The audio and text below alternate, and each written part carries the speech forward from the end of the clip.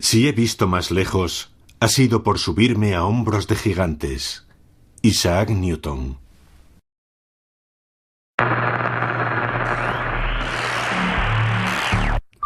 Desde el comienzo de la historia de la humanidad, la poderosa combinación de curiosidad y observación ha inspirado nuevas ideas. En el mundo tecnológico actual, todo lo que tocamos, usamos, vemos o hacemos, desde encender una cerilla hasta navegar, ir en tren, mandar un email, volar, comprar, secar, atar, enhebrar, desmenuzar, deslizar, conducir, sujetar, tocar, cronometrar, escalar, rimar, teclear, pagar, canalizar, limpiar, recorrer, romper, machacar, solicitar, descansar, hablar, caminar, escribir o ver este documental es posible porque alguien en algún sitio observó, experimentó y transformó lo que una vez fue solo una idea en una herramienta útil y poderosa. Por increíbles que sean estos inventos e innovaciones, se vuelven insignificantes ante lo que estos exploradores han descubierto y están desvelando mediante la observación del universo más potente, minúsculo y extraño imaginable, el universo cuántico. Un paradójico reino con un potencial ilimitado, donde se están desarrollando fenómenos fascinantes en nuevas tecnologías que podrían alterar el mundo tal como lo conocemos. Viajemos a este mundo extraño y cada vez más manejable con los visionarios de la física cuántica.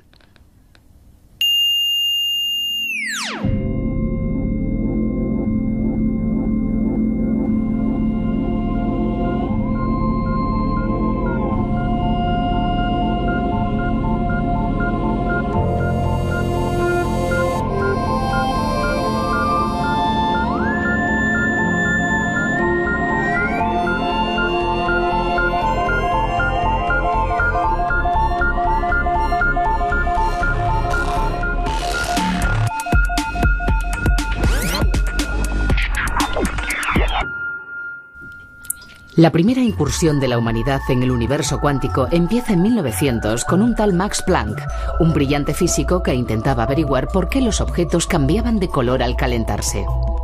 Pero no adelantemos acontecimientos. Antes de llegar a la física cuántica, es necesario saber un poco sobre física clásica. Primero tenemos a un tipo muy famoso llamado Newton, que con varias ecuaciones matemáticas sencillas describió y predijo el movimiento de los planetas. Fue una idea de mucho peso. Newton comprendió el poder de las matemáticas. Comprendió que no solo podemos encapsular un puñado de hechos o datos en una ecuación sencilla, sino que podríamos usar esas ecuaciones para predecir el futuro. Descubrió que el mundo es fundamentalmente predecible. A continuación, un caballero de nombre James Clerk Maxwell demostró que la electricidad y el magnetismo también podían resumirse con varias ecuaciones matemáticas. Las ecuaciones de Maxwell tuvieron un gran impacto sobre el desarrollo tecnológico del siglo XX. Todo lo que vemos a nuestro alrededor, televisión, teléfonos móviles y muchas de esas utilísimas herramientas tecnológicas que utilizamos son el resultado de la tremenda revolución que inició Maxwell. Los científicos creían saber cómo funcionaba el mundo real.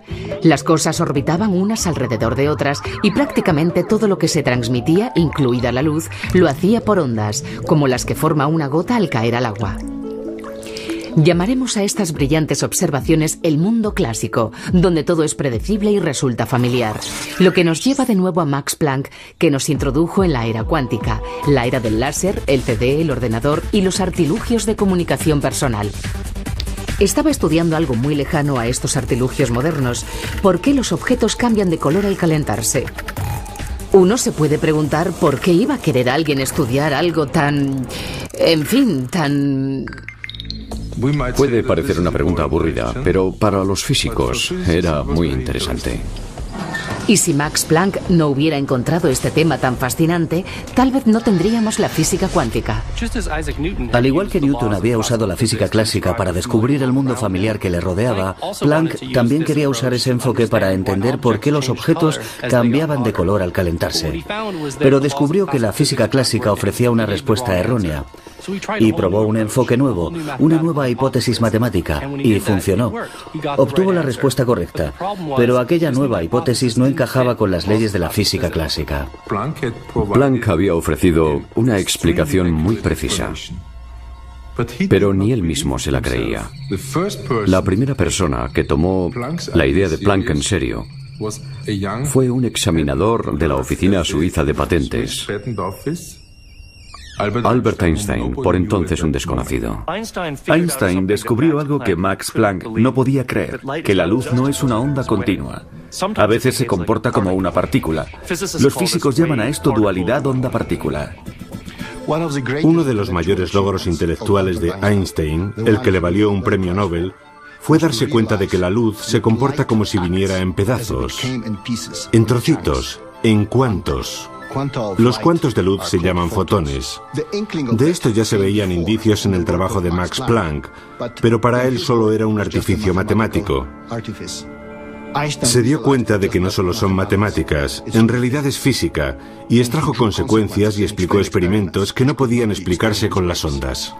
Su trabajo supuso un giro decisivo en la física moderna. En 1913, Niels Bohr comenzó a rellenar el modelo cuántico al explicar la estructura del átomo, utilizando ecuaciones sencillas. Bueno, no tan sencillas si no dominas las mates. Bohr explicó las propiedades de los átomos mediante la mecánica cuántica. Utilizó un modelo llamado modelo planetario, similar al de la Tierra que gira alrededor del Sol, pero en el caso de los átomos se trata de electrones que giran alrededor del núcleo.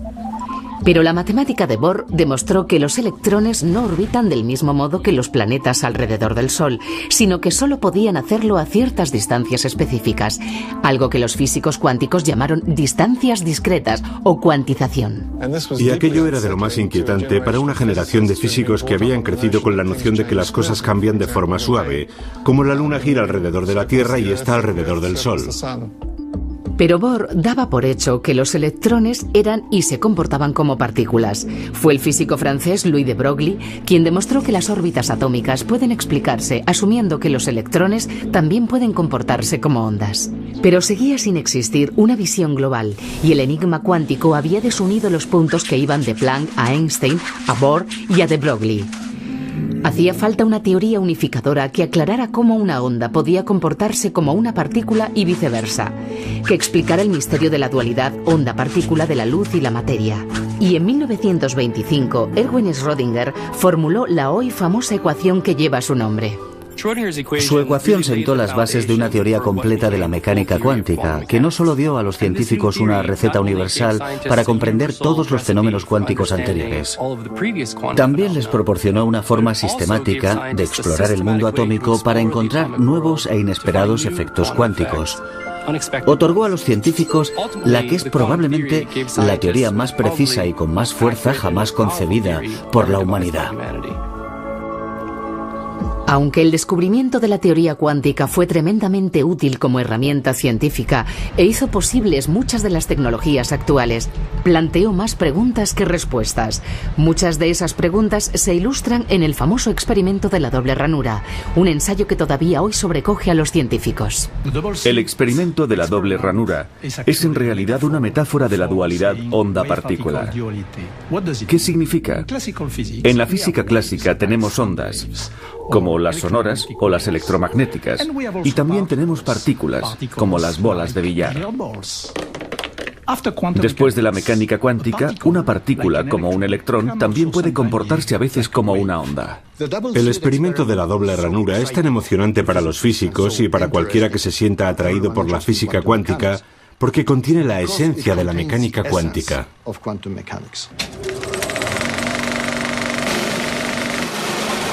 El experimento de la doble ranura.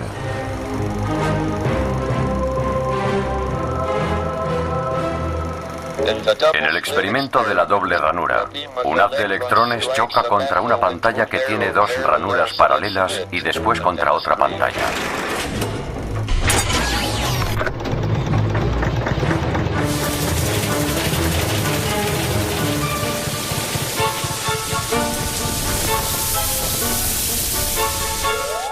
Al hacer este experimento con las luces encendidas, no ocurre nada inusual. Los electrones forman en la pantalla el mismo patrón que harían unas bolitas de papel o incluso unos tomates. Pero cuando apagamos las luces, sucede algo muy sorprendente.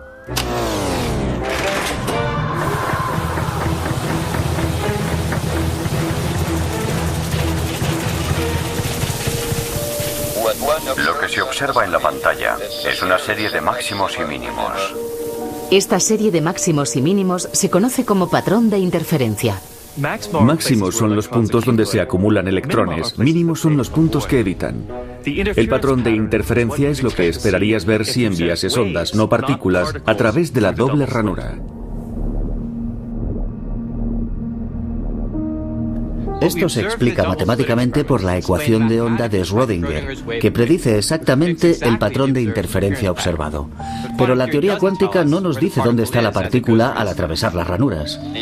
La diferencia básica entre la física clásica y la cuántica es que en la física clásica se puede predecir tanto la posición como la velocidad de las partículas, mientras que en la teoría cuántica no se puede predecir ninguna de las dos.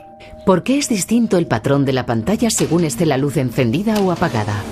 En la física clásica estamos acostumbrados a un universo independiente de nosotros, sepamos de él o no. Podemos mirarlo, pero da igual, ni cambia ni se molesta. Sigue sus propias normas. En la mecánica cuántica ya no ocurre eso. Aquí mirar algo, hacer un comentario sobre ello, cambia su comportamiento. Pero ¿cómo puede ser que en el mundo cuántico, solo por observar algo, puedas influir en la forma en que se comporta?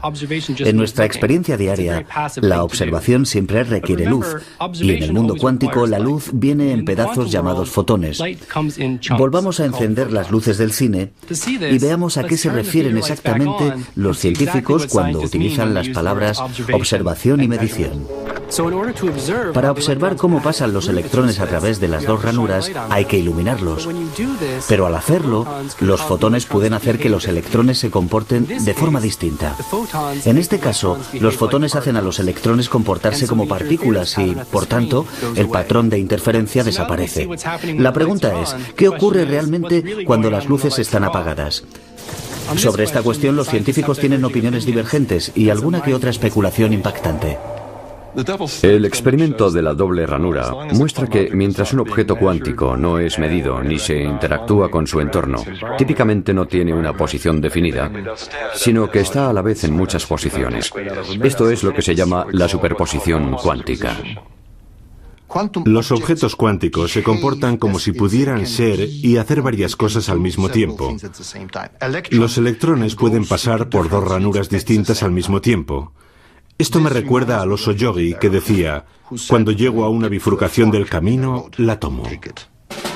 Estas radicales ideas evidenciaron lo mucho que las superposiciones cuánticas desafiaban a la noción clásica de realidad, pero también atribularon a muchos científicos como Schrödinger, ya que si las superposiciones podían ampliarse al mundo cotidiano, conducirían a predicciones curiosas. Para ilustrar este aspecto se imaginó un experimento Gedanken.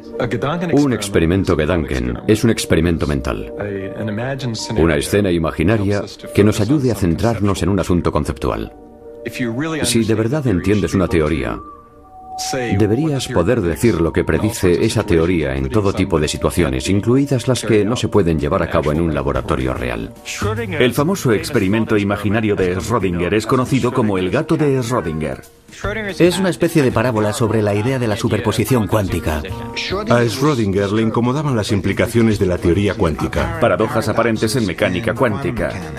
Quería demostrar lo absurda que es la mecánica cuántica. Se le ocurrió un experimento Gedanken. Un experimento mental. La idea era, tomas un gato, Un desgraciado gato, y lo metes en una caja. totalmente aislado del exterior. En la caja también hay un martillo y un matraz. Lleno de cianuro. Cianuro. Y en la caja también hay un mecanismo de control que maneja un solo átomo que puede descomponerse radioactivamente. Cuando el átomo se descompone, El detector activa el martillo. el matraz se rompe El cianuro se sale Y eso va a matar al gato. Y el gato se morirá. Y si no se emite la partícula, el veneno no sale y el gato vive. Supongamos que después de, digamos, una hora hay un 50% de probabilidades de que el contador Geiger haya detectado algo. Hasta que miremos dentro, existe la posibilidad de que el gato esté vivo o muerto. y si creemos en la mecánica cuántica, el gato en ese punto estaría simultáneamente vivo y muerto.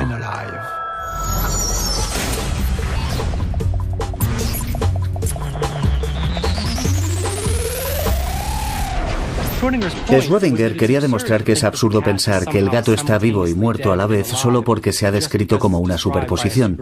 Y del mismo modo, deberíamos reconsiderar nuestra forma de pensar en los electrones en superposición. Una posible respuesta es negarse a responder a la pregunta. Podrías decir, bueno, la teoría cuántica solo es un conjunto de reglas de cálculo que te dicen dónde vas a detectar la luz y ya está. Es la llamada escuela del cállate y calcula. Se han dado respuestas de todo tipo. No hay un acuerdo general y probablemente pasará mucho tiempo antes de que lo haya. Aunque los físicos puedan no estar de acuerdo en si tomar en serio la idea de que el gato esté vivo y muerto a la vez, lo importante es que la superposición no puede explicarse basándose en conceptos clásicos y familiares. Y eso es precisamente lo que hace tan intrigante la teoría cuántica. Al igual que Schrödinger, Einstein seguía desconcertado por esta aparente paradoja. Einstein creía que todo podría entenderse si se desarrollaba una teoría más profunda, más completa. Y se le ocurrió un nuevo experimento, Gedanken, con sus colegas Boris Podolsky y Nathan Rosen de Princeton. Demostraron que ciertas combinaciones de superposiciones de partículas podían combinarse de una forma extraña e ilógica imposible de explicar según la mecánica clásica. El resultado es lo que se llama la paradoja Einstein-Podolsky-Rosen o ERP. La tesis en sí ya era un tanto difícil de entender para los profanos y puede que también para los científicos. ¿Preparados? Muy bien. En una teoría completa, Cada elemento corresponde a un elemento de la realidad. Una condición suficiente para que una cantidad física sea real Es la posibilidad de predecirla con certeza sin interrumpir el sistema. por tanto, 1. La descripción de la realidad dada por la función de onda de la mecánica cuántica no está completa, o 2. Estas dos cantidades no pueden tener una realidad simultánea. Así, uno llega a la conclusión de que la descripción de la realidad dada por una función de onda No está completa.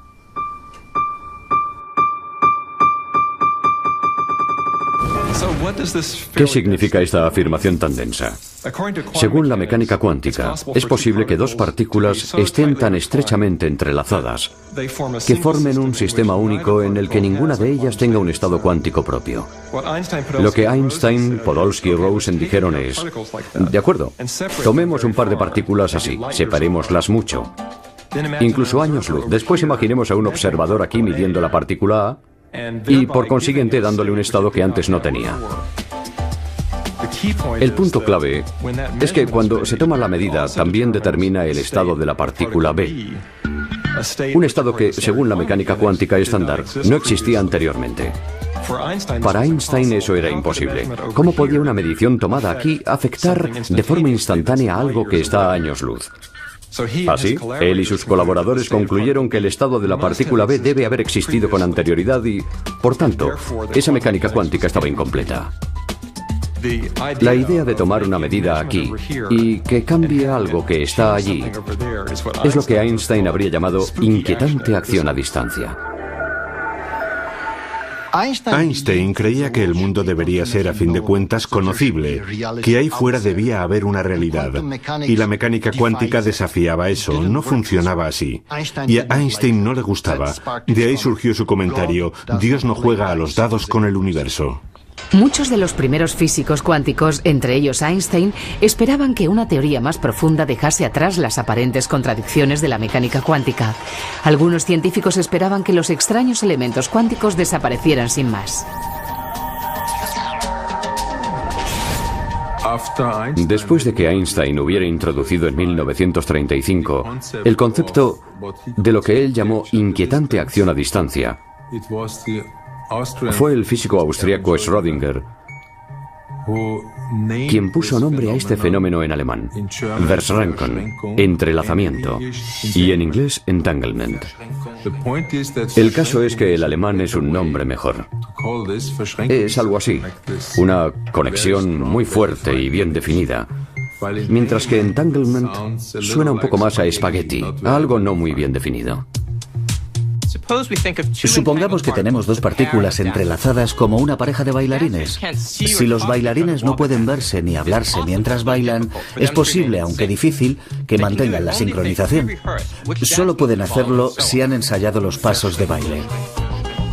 Einstein esperaba que con las partículas entrelazadas ocurriera lo mismo, que la correlación con la que dos fotones reaccionan a una posible medición pudiera explicarse si los resultados de la medición estaban predeterminados, pero se equivocaba.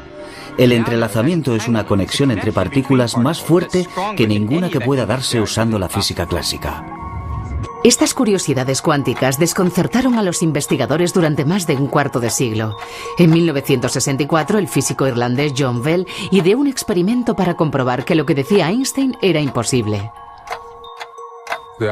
El artículo Einstein-Podolsky-Rosen de 1935 fue básicamente ignorado durante sus primeros 30 años de existencia.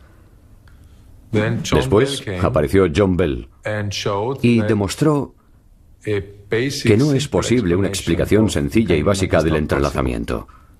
Eso dio pie a experimentos fundamentales en que la gente quería saber: ¿en serio está tan loca la naturaleza? ¿En serio es tan rara la naturaleza? El artículo de John Bell sobre el entrelazamiento coincidió con el desarrollo del láser, lo que posibilitó estos experimentos. Cuando leí el artículo de John Bell, descubrí lo que era el entrelazamiento y fue absolutamente fascinante. Leer el artículo fue un shock, algo como el amor a primera vista. Explicaba que el gran debate entre Einstein y Bohr sobre las bases de la mecánica cuántica podía resolverse haciendo un experimento. Yo era un experimentalista, quería participar a zanjar aquel debate.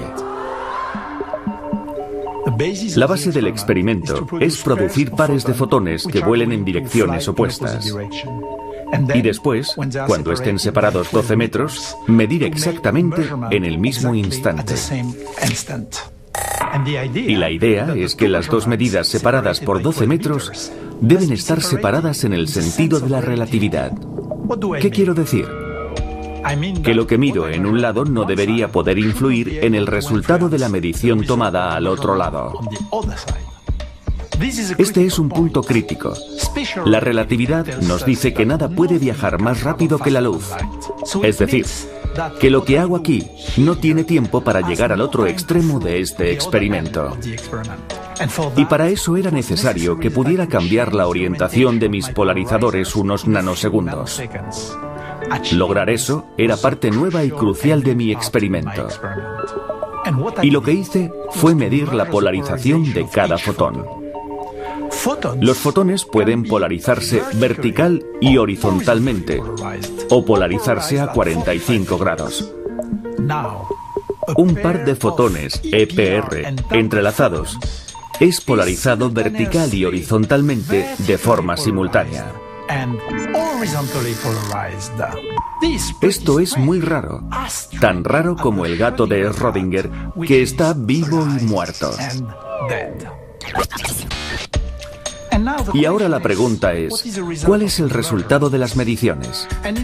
Y en esta extraña situación, encontré lo que había predicho la mecánica cuántica, que sea cual sea la dirección de medición en un extremo, si decido medir en la misma dirección en el otro extremo, descubro que los dos fotones parecen alineados en la misma dirección. Eso significa que los resultados de las mediciones están fuertemente correlacionados, más correlacionados que ninguna correlación concebible en la física clásica. Significa que cuando dos fotones están separados 12 metros, siguen comportándose como un único objeto. Einstein creía que esto no era posible, porque significaría que hay una especie de inquietante acción a distancia entre los dos objetos. Pero si queremos reconciliar el resultado del experimento con una imagen que queremos construir, tenemos que meter la inquietante acción a distancia en el conjunto. Einstein nunca comprendió realmente la diferencia fundamental entre la teoría clásica y la cuántica. Por eso le resultaba tan difícil aceptar cosas como el principio de incertidumbre. Pero la teoría cuántica está de acuerdo con la observación. Dios sí que juega a los dados con el universo. Antes de John Bell y de Alain Aspect, nos limitábamos a discutir sobre las rarezas de la mecánica cuántica. La ecuación de Schrödinger nos dice que un gato puede estar tanto vivo como muerto, y nadie sabe lo que eso significa, solo es raro. Y así estuvimos durante décadas. John Bell aplicó un poco de matemática y algunas cifras a la rareza cuántica, y Aspect llegó y verificó esas mediciones en el laboratorio. En resumen, entre los dos fueron capaces de medir la rareza de la mecánica cuántica. Los experimentos de Aspect establecieron que esos efectos cuánticos eran reales, aunque no estuviera claro cómo darles sentido mediante nuestra forma normal de pensar.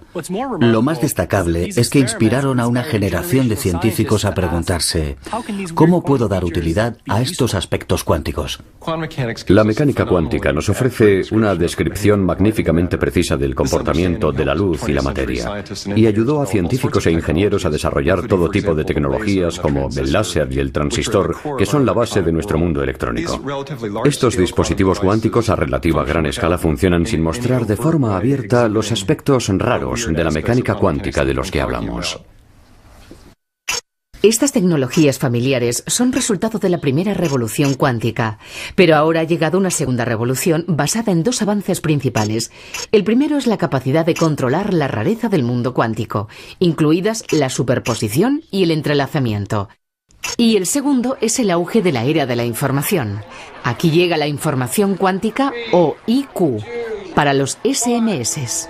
Lo que me hizo pensar en la información cuántica fue que en 1985 me topé con un artículo del físico americano Richard Feynman, en el que hablaba sobre la posibilidad de que los ordenadores funcionaran por principios cuánticos, y para mí fue como un jarro de agua fría. Porque hasta ese momento estaba acostumbrado a pensar en la información en términos muy abstractos. En el mundo cotidiano nos cuesta separar contenido y significado en la idea de la información. Pero podemos hacernos una idea de por qué la información es física si pensamos, por ejemplo, qué haríamos si nos pidieran que señalásemos la información. Siempre señalaríamos un trozo de papel con letras escritas, podríamos señalar a la fibra óptica, podríamos señalar un disco duro. En el caso de un disco duro, podemos ver que la información realmente tiene un contenido físico. Por ejemplo, cuando quieres guardar información en un disco duro, tienes que pagar dinero de verdad. Tienes que salir a comprar, digamos, un disco de 100 gigas. El hecho de que haya cierta cantidad física por la que pagas dinero de verdad, te dice que en realidad la información es física. Por ejemplo, ahora estoy hablando con vosotros. La información se está transmitiendo mediante el sonido. Podría escribir una carta y la información quedaría guardada como tinta y símbolos sobre papel. Cuando te haces a la idea de que la información es física, empiezas a entender que las leyes de la física limitan cómo puede procesarse la información, y que en el caso de la física cuántica, te ofrecen un mecanismo totalmente nuevo para procesar y comunicar información.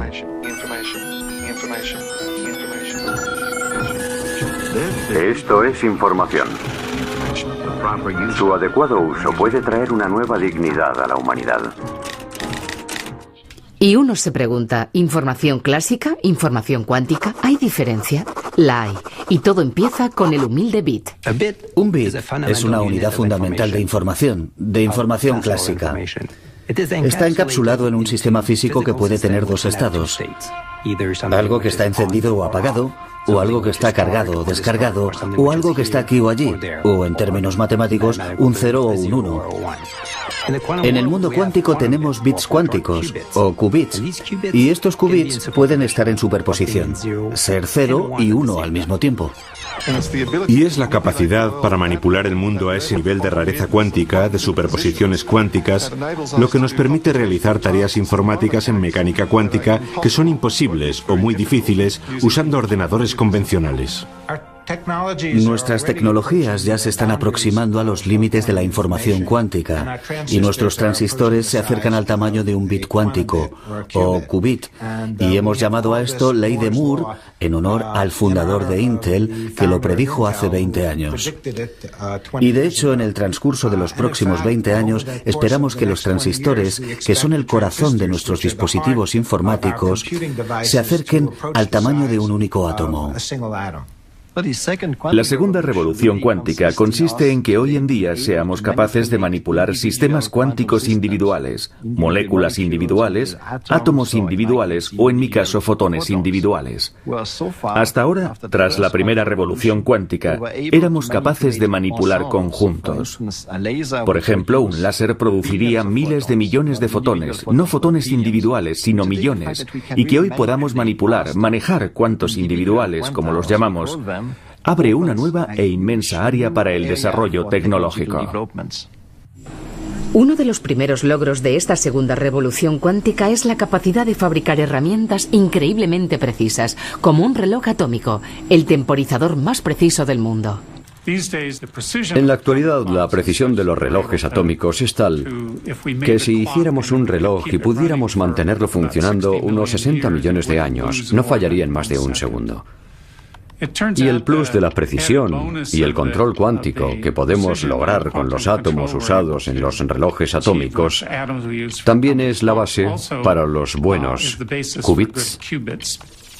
Por tanto, si puedes controlar qubits individuales, tendrás un reloj asombroso. Pero si puedes controlar las interacciones de docenas de cientos de qubits, todo al mismo tiempo, crearás un ordenador cuántico, que podría ser el invento más importante de nuestra era. La informática cuántica puede considerarse una revolución en la teoría de la informática. Lo que pensamos hoy es que los ordenadores cuánticos podrán realizar ciertas tareas exponencialmente más rápido que los ordenadores clásicos. ¿Y eso por qué? Existe una tesis fundamental muy importante en la informática llamada la tesis moderna de Church-Turing. Y lo que dice es que todos los ordenadores clásicos normales son básicamente equivalentes. No es que funcionen a la misma velocidad, sino que siguen las mismas normas, se comportan de forma similar. Y si intentas realizar una tarea con, digamos, tu portátil, y después intentas hacer lo mismo con otro ordenador, se comportará prácticamente de la misma forma.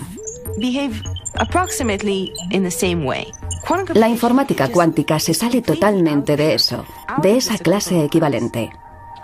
Los ordenadores cuánticos se basan en el hecho de que el estado cuántico de la memoria de un ordenador contiene mucha más información que sus descripciones clásicas. El ordenador cuántico manipulará y almacenará bits cuánticos en lugar de bits clásicos. Los clásicos pueden estar en dos estados, 0 y 1, los cuánticos en muchos estados. Y esto hará posibles nuevos fenómenos como el entrelazamiento y la interferencia. Y eso es lo que puede hacer más poderoso a un ordenador cuántico, esos fenómenos nuevos. ¿Cuánta potencia más? ¿Y con qué fin? Una de sus primeras aplicaciones, y una de las más útiles, es simular sistemas cuánticos. No es algo que la mayoría de la gente vaya a querer hacer en casa, pero tiene muchas posibles aplicaciones. Para comprender la simulación cuántica es importante pensar primero para qué necesitamos la simulación. Por ejemplo, ¿para qué tenemos un simulador de vuelo?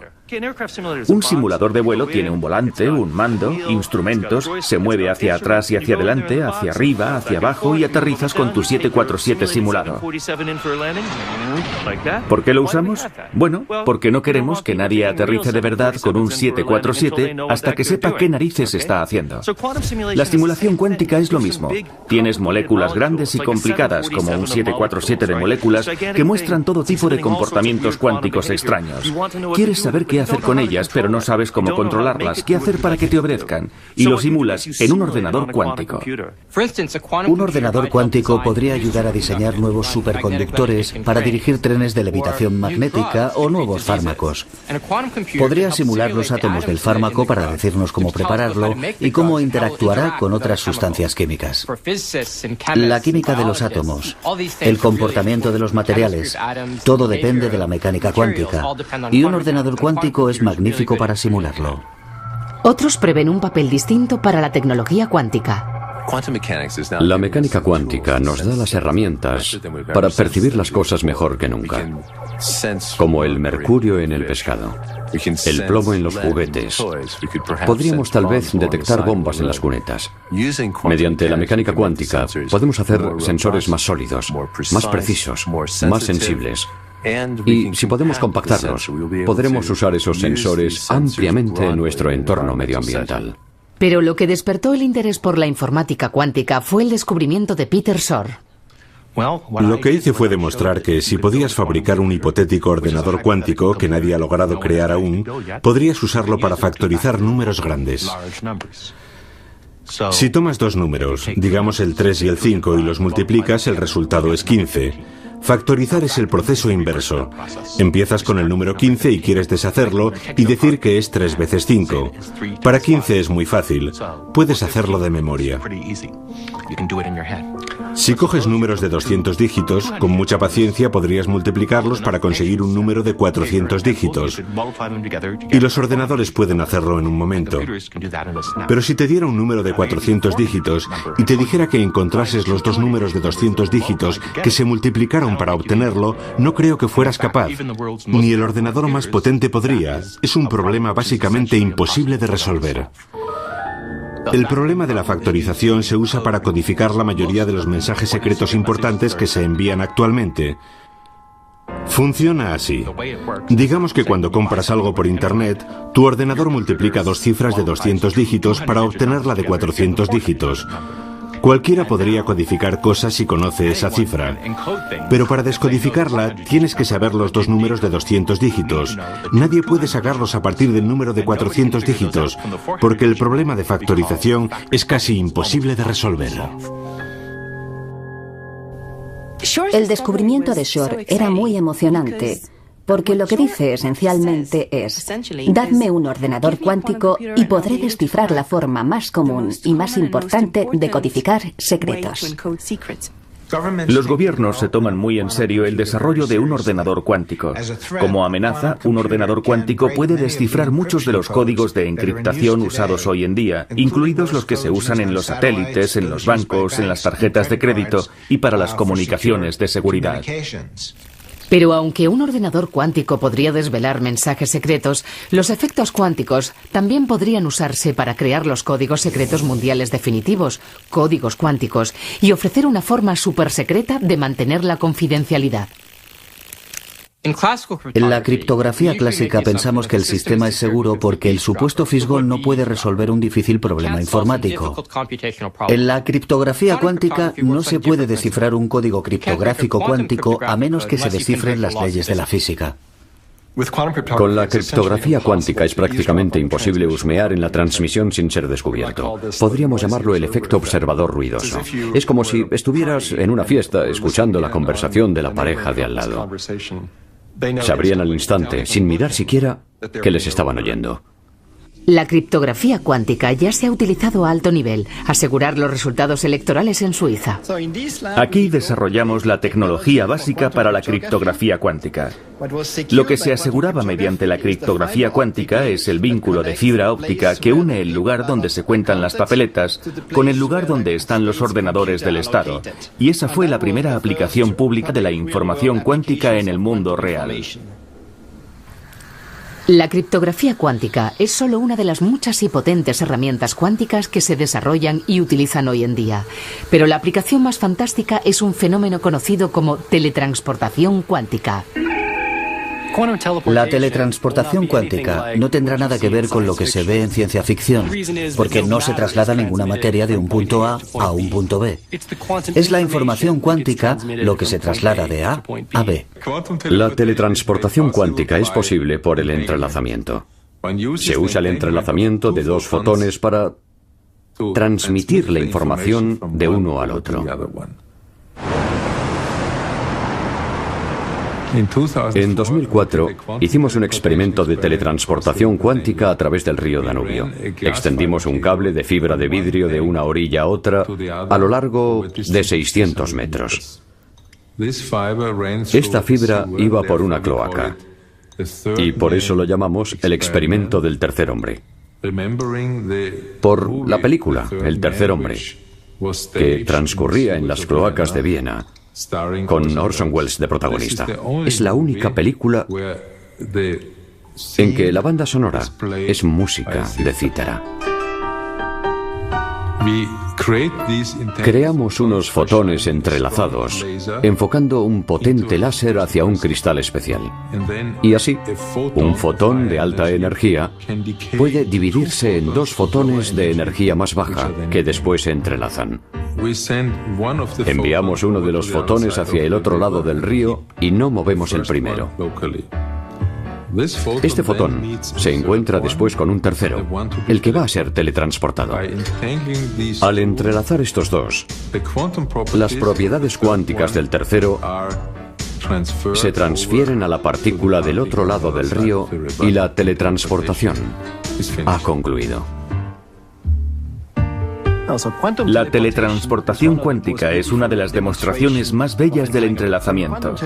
En ella tendremos un algo, el estado cuántico o la estructura definitiva de la materia, que desaparece a un lado y reaparece al otro sin ni siquiera existir entre medias. Pero el experimento de 2004 es Schnee von gestern, que significa la nieve de ayer. A la larga queremos llegar a los satélites, estableciendo así la comunicación cuántica a escala mundial.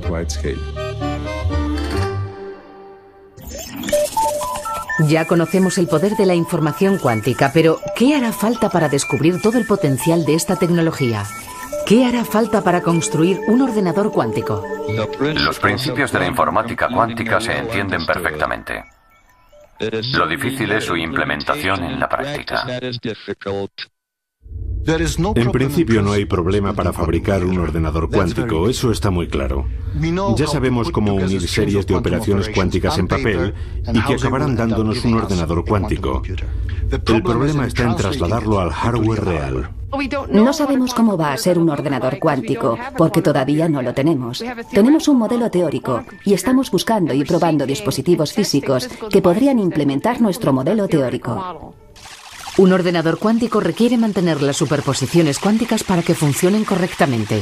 Al igual que en el experimento de la doble ranura, en que la superposición y el patrón de interferencia se perdían si el electrón se observaba o medía de cualquier forma, el ordenador cuántico obtiene su potencia al mantener las superposiciones a gran escala de todos los qubits. Eso significa mantenerlo muy bien aislado y protegerlo de cualquier interacción no deseada hasta que la tarea haya finalizado. Y eso es algo muy difícil. El mayor desafío para fabricar un ordenador cuántico es que siga siendo cuántico. Y eso significa tenerlo totalmente aislado. Los sistemas cuánticos tienen la fastidiosa característica de dejar de ser cuánticos cuando vierten información sobre sí mismos en cualquier sitio. Por tanto, el aislamiento es uno de los problemas clave a la hora de fabricar ordenadores cuánticos. Los objetos cuánticos grandes, o los físicos, constan de miles de millones de partículas. Cada partícula es una partícula cuántica. Pero cuando se juntan muchas partículas, cada una de ellas interactúa con el entorno. Para los sistemas cuánticos, el entorno se refiere a todas las cosas que rodean el sistema de partículas cuánticas, como el polvo o los campos magnéticos externos, radiaciones de fondo, todo lo que pueda conducir a un comportamiento no deseado del sistema que se intenta controlar. Es muy difícil preservar la superposición. En el laboratorio del Dr. Wineland, los qubits se almacenan en la llamada trampa de iones. La analogía entre nuestra trampa de iones y una canica en un cuenco es la siguiente. Podemos pensar que la canica es el átomo y el cuenco la llamada trampa, la forma en que retenemos los átomos. Y podemos, por ejemplo, con los átomos, la canica y el cuenco, hacer girar la canica en una órbita circular alrededor del centro del cuenco. Con nuestros átomos también podemos hacerlo. Con la canica en el cuenco solemos, en algún momento te das cuenta de que el átomo, digamos, va a estar en el lado izquierdo del cuenco o en el derecho. Lo curioso de los sistemas cuánticos que nos permite hacer qubits es que podemos poner el átomo en estado de superposición, en su cuenco, su trampa, para que en algún momento no esté en el lado izquierdo o el derecho, sino en los dos lados al mismo tiempo. La analogía con el gato de Schrödinger es que podemos crear situaciones en que tengamos una superposición de todos los átomos que señalan en una dirección y todos los que señalan en la dirección opuesta al mismo tiempo. ¿Qué aspecto podría tener un ordenador cuántico? Detrás de mí podéis ver un prototipo de ordenador cuántico. Está compuesto por un potentísimo imán hecho de material superconductor bañado en helio líquido a unos 266 grados bajo cero. Los qubits de este sistema están hechos de los pequeños imanes que hay dentro del núcleo de los átomos. Al final de la computación usamos el campo magnético de estos qubits para poder leer de un tirón la respuesta de la computación. Este ordenador cuántico en concreto tiene una docena de bits cuánticos, o el equivalente a 1000 bits clásicos, como los ordenadores de los años 50. Si logramos fabricar uno con unos 60 o 70 bits cuánticos, será un ordenador más potente que todos los ordenadores clásicos de la Tierra. Hoy en día, los científicos desafían los límites de la teoría y la experimentación. Van de las pizarras al laboratorio, manejan el poder del misterioso mundo cuántico, sientan las bases de una nueva era de descubrimiento e innovación. Creo que los dispositivos y los efectos de los que hablamos pueden tener un enorme impacto en la tecnología futura y en la forma de vivir de la gente, pero no puedo decirte lo que va a pasar exactamente. Sin embargo, lo más importante del futuro es que ahora que estamos aprendiendo a hablar con los átomos en su propio idioma, el de la información cuántica, podemos hablar y tratar con ellos de formas impensables hasta la fecha. Es dificilísimo predecir el impacto de una nueva tecnología. Tomemos, por ejemplo, el láser que se inventó a mediados del siglo XX. ¿Quién iba a predecir por entonces que el láser se usaría para reproducir un CD o en una caja registradora o para la cirugía ocular? No creo que nadie hubiera podido predecir el impacto social del láser. Yo creo que la tendencia siempre es la misma. Empiezas con la investigación básica en un laboratorio, con una máquina grande y complicada que cuesta mucho dinero, y si verdaderamente existe mercado, al final tienes un aparato sencillo y nada costoso. El láser es un buen ejemplo. Los primeros láseres eran grandes máquinas en laboratorios complicadas de manejar, poco fiables. Hoy en día hay un semiconductor láser barato en cada reproductor de CD o DVD. Y estoy convencidísimo de que si un solo fotón o fotón entrelazado tiene una aplicación real que tenga mercado, será posible hacerlo muy pequeño y muy barato. En los 50, las primeras personas que trabajaron en los ordenadores clásicos lo hicieron por motivos muy concretos y quizá muy aburridos. El presidente de IBM dijo: "No veo mercado para más de un puñado de ordenadores en todo el mundo. Nadie nos vio esperando el autobús y hablando con un amigo al otro lado de la Tierra, o mirando dónde ir a tomar pizza o viendo una película". La informática cuántica es poderosa. Nos abre todo un mundo nuevo para mirar el universo y la información. Y no tengo ni idea de cómo cambiará el mundo de aquí a 30 años, pero sé que lo hará. Una posibilidad maravillosa de transformar la forma en que funciona la sociedad es usar líneas de transmisión superconductoras como base de la transmisión de energía. Podemos usar este efecto mecánico cuántico, ya se ha demostrado, pero si pudiéramos usarlo a gran escala para transmitir energía a través del continente, podríamos utilizar las fuentes de energía renovables de manera más eficaz, desarrollarlas en lugares donde sea factible y transmitir la energía a donde se necesite. Espero que eso ocurra pronto. Desde luego, podría pasar muy pronto. Claro que la mecánica cuántica es rara, como lo era la idea de volar antes de que descubriéramos cómo fabricar aviones y cohetes contrarrestando el efecto de la gravedad. Ahora despegamos hacia el futuro cuántico. Al comprender cómo se comportan los átomos y las partículas elementales a su nivel más íntimo, al nivel en que se hablan entre sí en el idioma de la información cuántica, podemos domesticar esos cuantos salvajes, podemos colaborar con ellos para crear nuevas formas de procesar la información, nuevas formas de calcular y comunicarnos que transformarán nuestra vida de una forma radical. Esta forma de pensar en el mundo, de comprender el nivel de información cuántica, puede transformar todas las tecnologías que poseemos. Y al aprender a hablar con esos átomos y partículas elementales, encontraremos un nuevo lugar para nosotros en el mundo cuántico.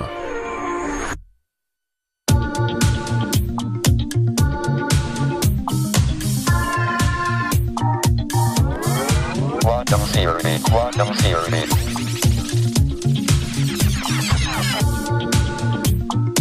Quantum terrors.